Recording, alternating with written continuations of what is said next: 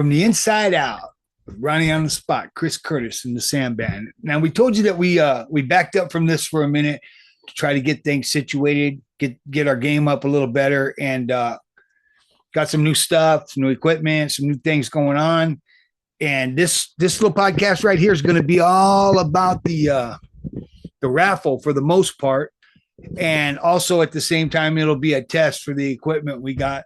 Now, if you notice and you're looking behind me, I am sitting in the White House feeling like the president, right? Okay. So then I'm going to test this green screen and all that too. Now, I did get yesterday in the mail the certification from the state of Idaho, and you'll see it on the green screen too right now, right?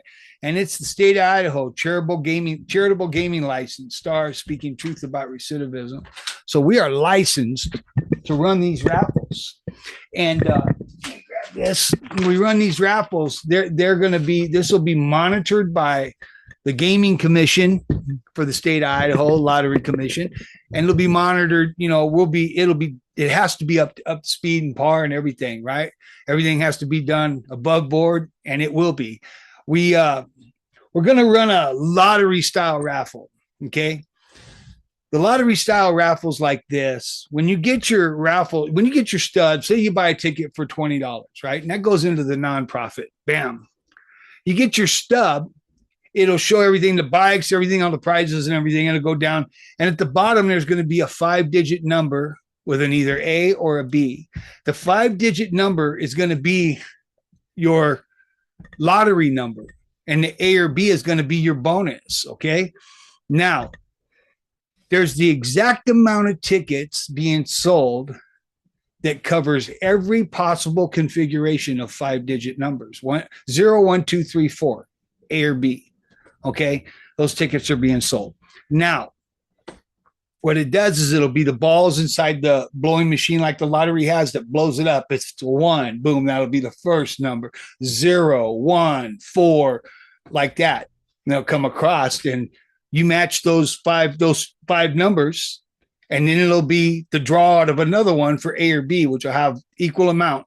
5 A's, 5 B's. It'll blow one up there, and it'll be A. That'll be the ticket. So it'll be bonus A, letter A, and it'll be them 5 digits.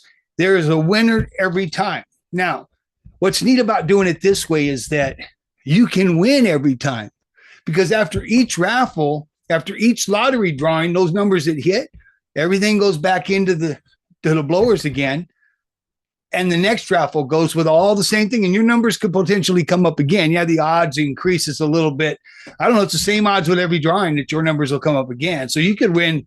I mean, theoretically, not likely, but theoretically, somebody could clean sweep every prize. All right. Now, what's going to set us apart from all these other raffles and stuff is all these other raffles. Okay. So we're doing a 40,000. Let's just run through the prices. We're doing a 40,000 build your own bike or find your own bike. In other words, we're not going to auction off and make you take this bike or that bike. No. Up to $40,000 is the prize. You go out and you find the bike you want, and we get it for you as long as it's not over 40,000. Even if you want to have one built, as long as it's not over 40,000. And we're not going to wait forever to do that. But now that's that. You can get a Ducati. It doesn't have to be a Harley Davidson custom or anything like that. You get whatever bike you want. You just can't go over 40,000. That's total everything. Now, second prize, it's going to be $5,000 in that area, ballpark, large screen TV, very large screen TV. It should be a pretty nice one for that price. So same thing, you win on the lottery that way, the lottery numbers. Then prize number 3 is a $3,500 laptop. Should be a pretty nice laptop for $3,500. All the bells and whistles, whatnots and what fors. Now, fourth prize is $1,000 cash. Now, the reason that's only $1,000 cash, and that's the only cash we're giving away, is because under this license in this state, that's the most cash I can give away. Now, I'm okay to do this over the internet, which is what's uniquely special about Idaho, is I can do this online. Now, so there's that. And then there's going to be 6 $500 Amazon gift cards. You can't redeem them for cash, but you can shop for $500 and get anything you want. Okay. Now, with the exception, here's what sets us apart from the rest of them. With the exception of the $500 gift cards, those don't have to worry about taxes or nothing. With the exception of that $40,000 motorcycle. You see right here, the IRS thing. Okay. If you were to win, like other raffles and stuff and whatnot, they give away a $40,000 bike. Guess what? IRS hits you for $10,000 in taxes, 25%. That's what they hit you for, right? I mean, it's right here.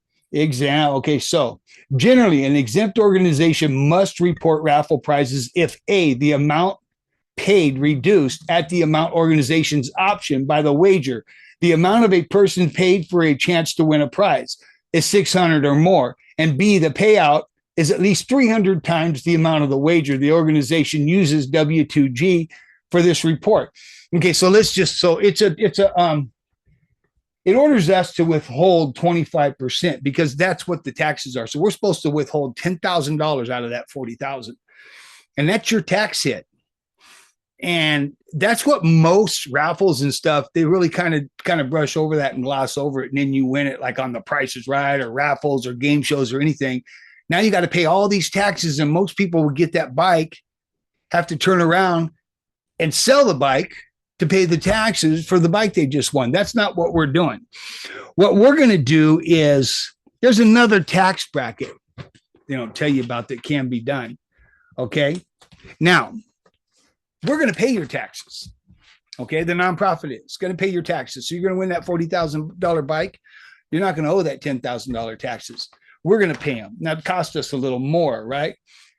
So if, organization pays withholding tax. If the organization, as part of the prize, pays the taxes required to be withheld, it must pay tax not only on the fair market value of the prize less the wager, but also on the taxes it pays on behalf of the winner. The results in this gross up prize requiring the use of an algebraic formula. Under this formula, the organization must pay withholding tax of 33.33% of the prize's fair market value. So we're going to pay 33.33% of $40,000. So there's a formula for that comes up on that, right? And I fill it out in the W2G form. There's another tax form too, but I'm telling you that with this raffle, you're going to have to worry about none of that.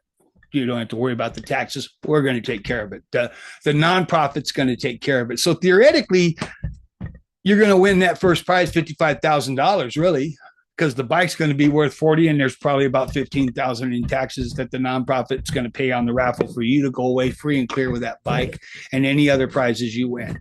So the nonprofit is going to choose to pay the taxes on the prizes as well. So you are legitimately winning and walking away with what you won, all of it. And that's what's going to set, that's what does, not gonna, that's what sets us apart from these other raffles that you see going on. Now, here's the thing. You can see this right here. This is the IRS tax stuff, right? I study this stuff right here. I study it to make sure, because like I said, the commission has their eye on me with this. So I have to do it right, make sure it's right. All the taxes have to be right. And I want a good raffle for you guys because I'm doing 12 of these a year, different stuff. Maybe the next time it's going to be a hopped up $100,000 four-wheel drive pickup truck. Who knows? Maybe the time after that, it's smaller get down. Whatever it is, I have 12 a year.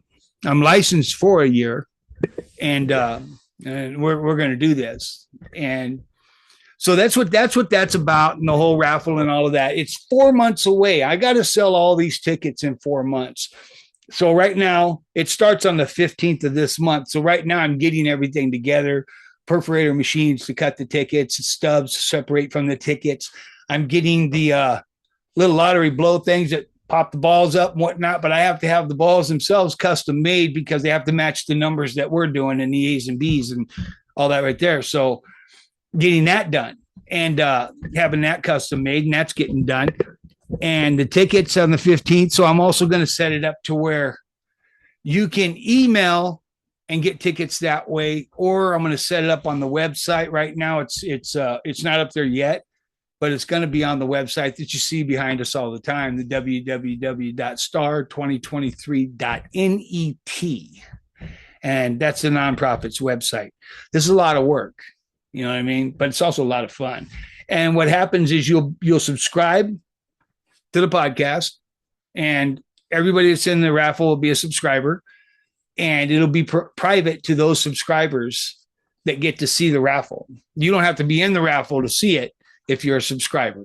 Okay. And we'll record it too. It'll be recorded and reposted, so you'll be able to see everything and scrutinize it. I'm also doing that for the Gaming Commission. But and that'll be there. And we'd like to have it set up because we got the call-in thing set up now. We'll give you a number so that when somebody wins, they can call in. We can chop it up and see how they feel about having won that and talk to people and whatnot. And then we'll also you'll get to see us deliver at least the bike that they won. The rest of it can be shipped.